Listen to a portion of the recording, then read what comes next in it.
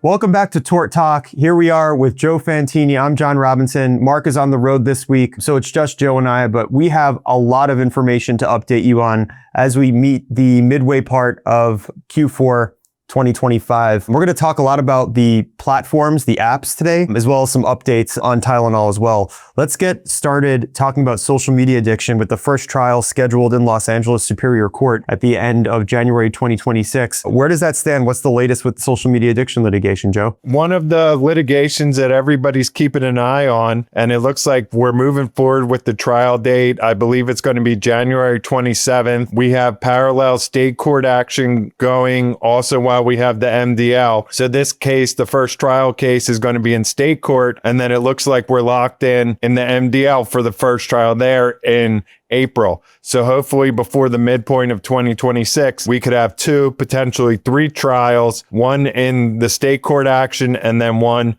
in the MDL. This will really give us a blueprint of what's going to happen in these cases, these online platform cases that seem to be all the rage now, and really most of the attention in the mass tort space is on. So we'll keep you guys updated as we get towards that trial, but it definitely seems like it's going forward. We've gotten some good rulings on experts, so it'll be very interesting to see how that case turns out. Are these against Facebook? Are they TikTok, YouTube?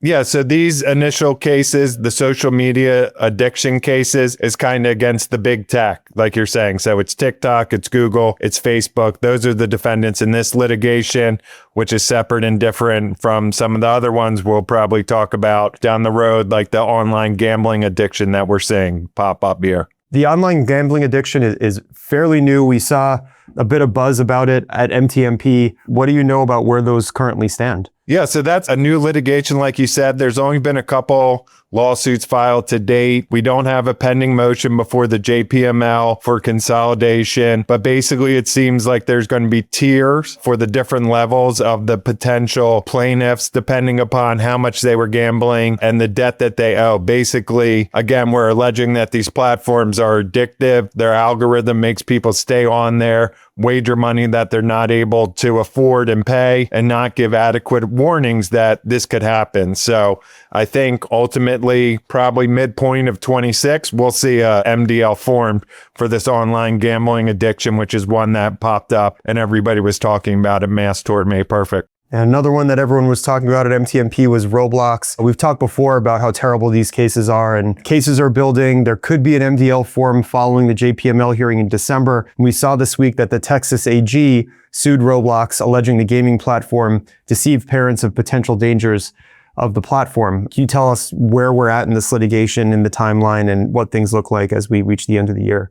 Yeah, the more information comes out, the worse it is. I saw a stat that it was saying that 40% of the users on Roblox are under the age of 13. So we've seen a number of lawsuits. We're up to about 50 filed, and these are horrible allegations. It's basically alleging that these minors are on these platforms. The parents don't really know what's on there or what the kids are doing, and then they're developing these relationships with adults who are creating false accounts. They're getting them to either solicit and send inappropriate pictures, or then ultimately some of them are meeting up in person, and then ultimately these minors are being abused. So horrible, horrible cases. These are really serious. And like you mentioned, we have the petition pending before the JPML in early December. Typically what we see is about 10 days or so after the hearing, we get a ruling. We're moving to have the cases sent to district court in California. The defendants are trying to have it sent elsewhere. It looks like right now it's pointing towards that direction. So I expect this petition to get granted. I think we'll have a MDL. It will probably be the last big one of 25, with the cases going out into California District Court, probably the Northern District of California. Speaking of the Texas Attorney General, we saw a lawsuit filed by the AG against Johnson Johnson and Kenvue for allegedly deceptively marketing Tylenol to pregnant mothers, despite knowing the potential risks associated with it. What's going on with this case?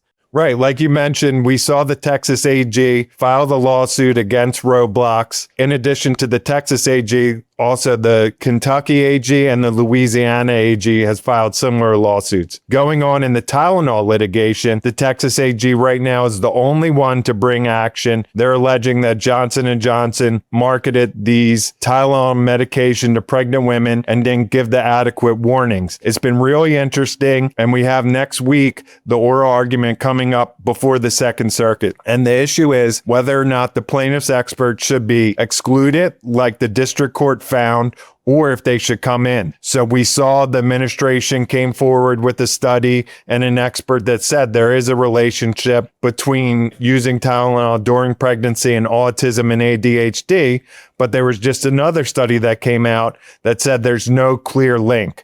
So it's going to be fascinating to see whether or not the Second Circuit finds that the judge in the MDL overstepped the bounds, because basically what's supposed to happen is the judge is supposed to be the gatekeeper about what can come in and what evidence gets a point presented to the jury. So what we're arguing is the judge overstepped the bounds and put on the white lab coat and really dove into the science and was getting too into it. And really that should be a battle of the experts. So this Tylenol decision is going to be huge because it could lead to one of the biggest mass torts ever, but also it's going to have a huge impact on the standard going forward. So that's going to be one of the biggest decisions in 26. We should have it before the end of Q1. We're also closely watching the Uber sex abuse litigation. Can you give everybody an update on where that stands after the last Bellwether that we had a few weeks ago? Right. So that's another one of these app platform cases. They're all the rage right now. We have, right, the Uber lawsuits going on, the social media addiction, likely going to have these gaming addiction cases going on. We have the video game addiction cases. So in Uber, we lost the initial Bellwether case. That was in state court. In the parallel MDL, we're moving forward towards the first trial in the MDL. It's going to be in January. We're about 60 days out. So we're hoping we can learn some of the lessons and apply that from the first trial. Basically, the jury found that Uber didn't do enough in performing background checks and vetting the drivers, but that there wasn't a connection between Uber's negligence in that aspect and the injuries suffered by the plaintiff. So it'll be really interesting to see how our great trial team overcomes that and establishes that connection. That just seems like a paper-thin argument. They did something wrong, but we're not going to say that they did something wrong in connection with the harm that actually happened. It doesn't seem like that will really hold up now that we know their playbook and the plaintiff's attorneys start digging into that a little more. Yeah, I think we'll be able to establish that correlation. And that's why these trials are so important, right? We get to hear from the jury about the facts and the evidence that's most important to them. And then based upon this ruling, we can really cater and develop our strategy going forward. So again, they found that Uber was negligent. Nobody's really disputing that. That seems like a slam dunk. Now it's tying it all together, and I feel confident with the great trial team we have, we'll be able to do that. There's about 2,800 cases in the MDL, another 700-800 going on in state court. So this problem continues to mount for Uber, but it sounds like they're ready to go to trial, and we should have a verdict before the end of January.